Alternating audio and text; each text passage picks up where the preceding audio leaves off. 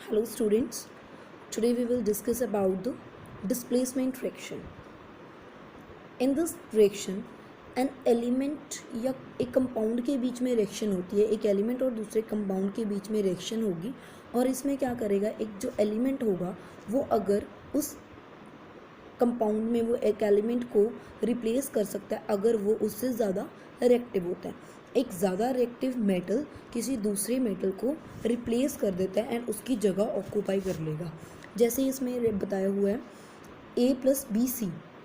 ए क्या है, ज़्यादा रिएक्टिव था बी से और फिर इसने क्या कर दिया, बी को रिप्लेस करके बाहर निकाल दिया एंड उसकी जगह ले ली और सी के साथ कंबाइन हो गया। ये सारा समझने के लिए we have to learn about the reactivity series. जो हमारी रिएक्टिविटी सीरीज़ है इसको हमें लर्न करना पड़ेगा। जैसे यहाँ पे मोस्ट रिएक्टिव, सबसे ज़्यादा रिएक्टिव जो मेटल होता है हमारा एलिमेंट जो है वो कौन है, पोटाशियम। देन उसके बाद sodium, calcium, magnesium, aluminium, carbon, zinc, iron, tin, lead, hydrogen, copper, silver, gold, platinum, gold, silver जो है हाइड्रोजन से नीचे वाले वो लीस्ट रिएक्टिव मेटल्स है, वो बहुत ही कम रिएक्टिव हैं, मतलब बिल्कुल भी रिएक्टिव नहीं करती।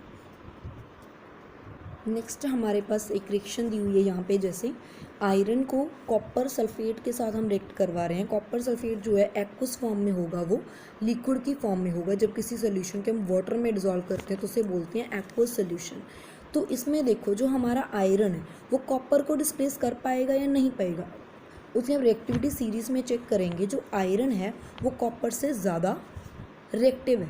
ज़्यादा रिएक्टिव होने की वजह से वो क्या करेगा, कॉपर को निकाल के बाहर रख देगा एंड उसकी जगह वो ऑक्यूपाई कर लेगा एंड वो क्या बन जाएगा, आयरन सल्फेट। वो ग्रीन कलर का एक बन जाएगा, ब्राउनिश ग्रीन कलर का होता है। जैसे हम आयरन को देखते हैं उसको कॉपर के साथ रिएक्ट करवाएंगे, कॉपर सल्फेट जो होता है ब्लू कलर का होता है। जैसे हम रिएक्ट करवाएंगे कॉपर है रेडिश ब्राउन कलर का इफेक्ट उसके ऊपर आ जाता है, कॉपर अलग हो जाएगा, उसका वो कलर होता है जो कैसा आ जाएगा, ब्राउन कलर का। जैसे हम आयरन नेल को कॉपर सल्फेट में डालते हैं तो वो उसकी जगह ऑक्यूपाई करने की वजह से कॉपर उसके ऊपर आ जाएगा, इसकी वजह से वो क्या हो जाएगी, जो हमारी नेल होती है वो कैसी कलर की आ जाएगी, फिर ग्रीनिश कलर का लिक्विड बन जाएगा एंड वो नेल ब्राउन कलर की आ जाएगी हमारे पास।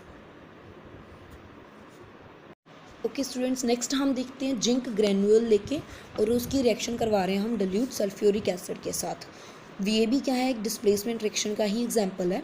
हमने एक फ्लास्क ली, उसमें क्या कर दिया, डिल्यूट सल्फ्यूरिक एसिड डाला एंड छोटे छोटे उसके जिंक के ग्रेन्यूल्स डाल दिए और उसके बीच में जब रिएक्शन होनी स्टार्ट होगी तो क्या होगा, जो जिंक है हमारा वो हाइड्रोजन से ज़्यादा रिएक्टिव है तो वो हाइड्रोजन को रिप्लेस कर देगा और उसकी जगह ऑक्यूपाई कर लेगा। तो वो उसकी जगह ऑक्यूपाई करने की वजह से क्या होगा, हाइड्रोजन गैस बाहर निकलेगी विद द पॉपिंग साउंड आएगी उसकी, हाइड्रोजन की पॉपिंग साउंड होती है एक, वो उससे हमें पता चल जाएगा कि हाइड्रोजन जो गैस है बाहर आ रही है अब। तो ऐसे करके जिंक सल्फेट हमारा बन जाएगा। ये रिएक्शन हमारी कंप्लीट हो जाएगी जैसे ही हम हाइड्रोजन को बाहर निकालेंगे एंड उसका टेम्परेचर है वो क्या हो जाएगा, राइज करना स्टार्ट हो जाएगा। आप इस रिएक्शन को खुद बनाकर देखना। नेक्स्ट हम देखते हैं double displacement reaction. Double displacement reaction में क्या होता है, दो चीज़ें होती है, जैसे ए थी पहले प्लस बी एंड सी था, इसमें क्या होगा, ए बी मतलब एक कंपाउंड होगा, उसमें क्या था, एक एलिमेंट का कंपाउंड के साथ रिएक्शन हो रहा है। इसमें क्या होगा, दोनों के दोनों ही हमारे क्या होंगे, कंपाउंड्स होंगे। जैसे इसमें एक के ऊपर पॉजिटिव चार्ज होगा, एक के ऊपर नेगेटिव चार्ज होगा। जैसे इसमें क्या है, A B plus C D क्या बन रहा है, C and B plus A D. ये रिएक्शन करके आपको क्लियर हो जाएगा। इसमें क्या है, जो ए एंड सी है उसके ऊपर पॉजिटिव चार्ज होगा, वो क्या करेगा, दोनों के ऊपर पॉजिटिव चार्ज है तो ए किसके साथ रिएक्ट करेगा, पॉजिटिव है तो नेगेटिव के साथ करेगा, डी मतलब हमारा क्या होगा, नेगेटिव। दोनों में से एक पॉजिटिव चार्ज होगा और एक नेगेटिव चार्ज होगा। जैसे ही ए हमारा पॉजिटिव है तो बी हमारा क्या हो जाएगा, नेगेटिव। ए पॉजिटिव हमारा किसके साथ अटैच हो जाएगा, डी नेगेटिव के साथ, एंड बी हमारा था वो किसके साथ हो जाएगा, सी के साथ। ऐसे करके ये रिएक्शन कंबाइन हो जाएगी। ये होगी डबल डिस्प्लेसमेंट रिएक्शन, मतलब दो चीज़ें इसमें डिस्प्लेस हो रही हैं। पहली में क्या था, एक सिंगल चीज़ डिस्प्लेस हो रही थी तभी उसका नाम था डिस्प्लेसमेंट रिएक्शन या सिंगल डिस्प्लेसमेंट रिएक्शन कह सकते हैं। इसमें क्या है, दो चीज़ें डिस्प्लेस हो रही हैं। ये आयनिक सब्सटेंसेस होते हैं। आयनिक सब्सटेंस का मतलब एक के ऊपर पॉजिटिव चार्ज एंड दूसरे के ऊपर क्या होता है नेगेटिव चार्ज। तो अब हमारे पास ये रिएक्शन मेंशन की हुई है आपको, इसको देखते हैं। सोडियम सल्फेट है और किस में कर रहे हैं हम, बेरियम क्लोराइड में। इसके साथ रिएक्ट जब हम करवाएंगे तो हमारे पास बेरियम सल्फेट बन रहा है और सोडियम क्लोराइड बन जाएगा। इसमें क्या है, जो Na है, Na हमें पता है कि पॉजिटिव चार्ज होता है इसके ऊपर। सोडियम है, सोडियम के पास एक्स्ट्रा इलेक्ट्रॉन्स प्रेजेंट होते हैं। एक्स्ट्रा इलेक्ट्रॉन प्रेजेंट होने की वजह से वो क्या करेगा, अपने इलेक्ट्रॉन को लूज़ करेगा, मतलब उसके ऊपर क्या चार्ज है, पॉजिटिव चार्ज है। वैसे ही फिर उसके साथ वाला जो है सल्फेट, उसके ऊपर नेगेटिव चार्ज होगा। बेरियम के साथ क्या होता है, उसमें भी 2 पॉजिटिव चार्ज होते हैं। तो क्लोरीन क्या होता है हमारा, नेगेटिवली चार्ज। इसमें क्या है, जो नेगेटिव है वो पॉजिटिव के साथ अटैच हो जाएगा, दूसरे वाले के बीच में जो है, और पॉजिटिव नेगेटिव के साथ, नेगेटिव पॉजिटिव के साथ।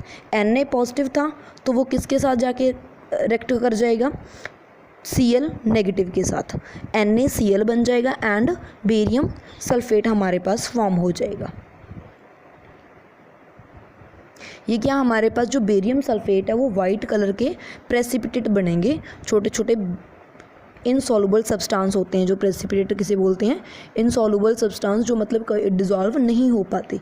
तो वाइट कलर के प्रेसिपिटेट बनेंगे इसमें। तो ये हमारी क्या होगी, डबल डिस्प्लेसमेंट रिएक्शन। ओके, जो नेक्स्ट है हमारी double displacement reaction, further 2 types की होती है। एक प्रेसिपिटेशन रिएक्शन, सेकंड क्या होती है, न्यूट्रलाइजेशन रिएक्शन। प्रेसिपिटेट में क्या होता है, 2 एक्वस सोल्यूशन होते हैं कंपाउंड के, 2 एक्वस सोल्यूशन जब रिएक्ट करेंगे तो एक इनसॉल्युबल कंपाउंड फॉर्म होगा, जिसको हम सेपरेट आउट कर सकते हैं एज अ प्रेसिपिटेट। प्रेसिपिटेट मतलब इनसॉल्युबल कंपाउंड होता है, उसको हम अलग कर लेंगे, और दूसरा लिक्विड वो हमारा अलग रह जाएगा। प्रेसिपिटेट को हम अलग से कलेक्ट कर लेंगे, दूसरा मटेरियल हमारा रेसिड्यू अलग रह जाएगा, वो लिक्विड की फॉर्म में होगा, एक्वस की फॉर्म में होगा। जैसे आप देख रहे हो रिएक्शन में NaCl है एंड सिल्वर नाइट्रेट है। सिल्वर नाइट्रेट में क्या है, वो AgCl बन जाएगा, एक प्रेसिपिटेट बन रहेगा सिल्वर क्लोराइड, वाइट कलर का जो प्रेसिपिटेट हमारे पास बन जाएगा। तो सोडियम नाइट्रेट हमारा एक्वस सॉल्यूशन में वैसे ही वैसा नीचे रह जाएगा। नेक्स्ट है हमारा न्यूट्रलाइजेशन रिएक्शन। इसमें क्या है, 2 कंपाउंड्स रिएक्ट करेंगे एंड अपने जो रेडिकल्स हैं, मतलब चार्ज को एक्सचेंज करेंगे एंड एक कंपाउंड फॉर्म करेंगे। उसमें क्या होगा, एक तो सॉल्ट फॉर्म करेंगे एंड दूसरा क्या होगा, वाटर। मेन क्या है, एसिड एंड बेस जब भी रिएक्ट करेंगे वो क्या बनाएंगे, न्यूट्रल कर देंगे, उस रिएक्शन को ख़त्म कर देंगे। ना ही वो एसिड रहेगी, ना ही वो बेसिक रहेगी, वो क्या बन जाएगी, सॉल्ट सॉल्यूशन बन जाएगा and with the presence of water. साथ में उसके क्या होगा, वाटर होगा। इसी रिएक्शन को हम क्या बोलते हैं, न्यूट्रलाइजेशन। जैसे ही हम इस रिएक्शन को लिटमस पेपर के साथ टेस्ट करेंगे तो वो क्या शो करेगा हमें, न्यूट्रल। ना ही, क्योंकि वो ना ही बेस रहेगा ना ही वो एसिड रहेगा। कलर चेंज कब करेगा, जब वो एसिड होगा, जब बेसिक होगा। न्यूट्रल सॉल्यूशन में कोई उसमें नहीं आएगा, चेंज नहीं आएगा, वो वैसा का वैसे ही रहेगा। तो ये हमारी हो गई न्यूट्रलाइजेशन रिएक्शन। इसकी कुछ एक रिएक्शंस देखते हैं हम, जैसे NaOH, ये क्या हमारा बेस सॉल्यूशन है। हाइड्रोक्लोरिक एसिड, ये क्या है, एसिडिक सॉल्यूशन है। एसिड एंड बेसिक सॉल्यूशन को जब हम मिक्स करेंगे तो हमारे पास क्या फॉर्म हो जाएगा, वाटर एंड सॉल्ट। NaCl क्या है हमारा, सॉल्ट है। वैसे ही हमारा नेक्स्ट में क्या है, पोटाशियम सल्फेट बन जाएगा, वो क्या है, सॉल्ट। ऐसे हमारे पास सॉल्ट बन जाएगा एंड वाटर की फॉर्मेशन हो जाएगी। ये क्या है, न्यूट्रलाइजेशन रिएक्शन।